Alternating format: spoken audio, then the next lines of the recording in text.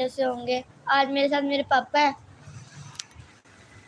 Hello अस्सलाम वालेकुम guys, कैसे हैं आप सब? ठीक हैं, उम्मीद करते हैं कि सब खैरियत से होंगे। आ जाएं मेरे भाई, जिसने भी लाइव आना है आ जाएं। ये है जोया, ये मेरी छोटी बहन है, सबसे छोटी। अपना नाम बताओ।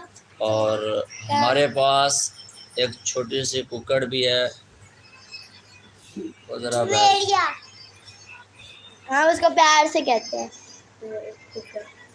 जवेरिया। ये है मिस्टर कुके। ये है जोया।